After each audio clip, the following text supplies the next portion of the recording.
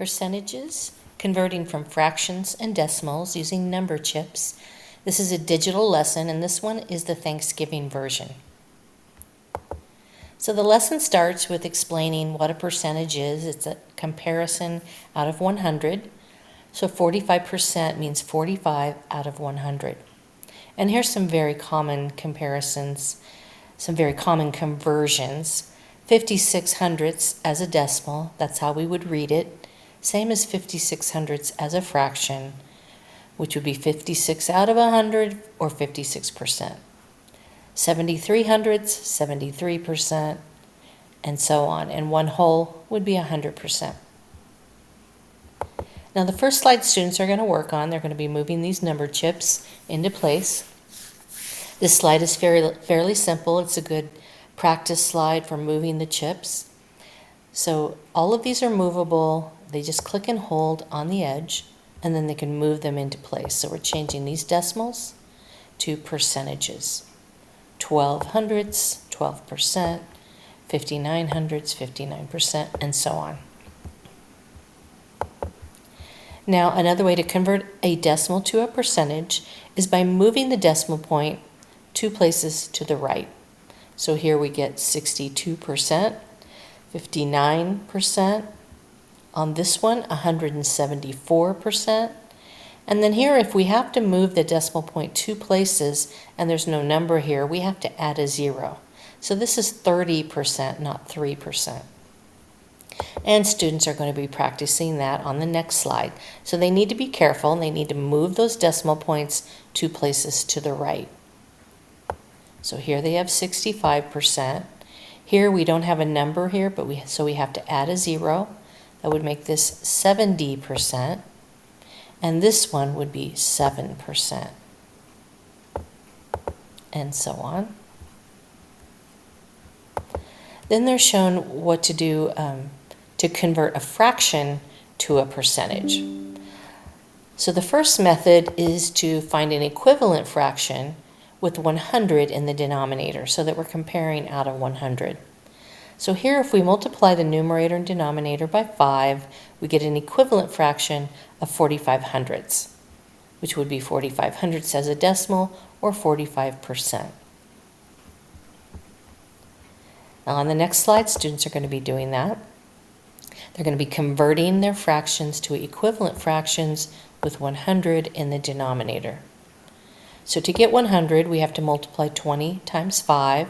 That means we have to also multiply 6 times 5, and we get 30 hundredths, which is 30 hundredths as a decimal, which would be 30%.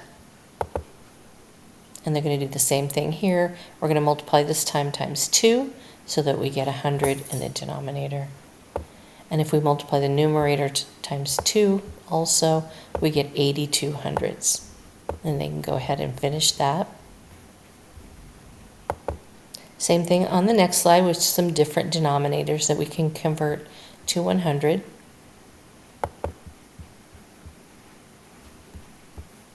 Now we get to slide 10, and it shows them what to do if you can't convert your denominator to 100. So here we just have to simplify our fraction first. If we simplify 18/40ths by dividing the numerator and denominator by 2, we get an equivalent fraction of 9/20ths. Now we can convert it to 100 by multiplying by 5. Same thing on the next one. We have to simplify it first and then convert it to an equivalent fraction with 100 in the denominator. And they're going to be doing that on the next couple slides. Simplify first, then convert it to an equivalent fraction with 100. Now there are some fractions we can't convert to an equivalent fraction with 100 in the denominator. In that case, we have to use long division. So here we have 5/8, which is 5 divided by 8. And they use the long division, and they get a quotient of 625 thousandths. Move the decimal point 2 places to the right, and they get 62.5%. Now the next slide, most of the division is done for them. They're just going to move the number chips to show their quotient. So here 8, we've got 1/8, or 1 divided by 8, and then we can add as many zeros as we need to the right of the decimal point. So this is good practice with that long division too. So 8 goes into 10 one time. Multiply, we get 8. Subtract, bring down a 0. 8 goes into 20 two times, which is 16. Subtract, bring down another 0. And 8 goes into 40 exactly 5 times. So we get 125 thousandths. We're going to move our decimal point 2 places to the right. And this is a movable decimal point. So we move that into the correct place.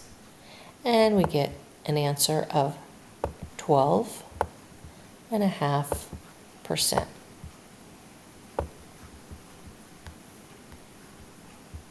Now the very last slide, they need to do all of the division themselves, and they're given all of the number chips they need.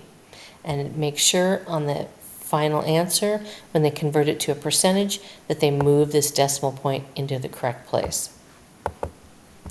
So that is percentages, converting from fractions and decimals, using number chips, the Thanksgiving version.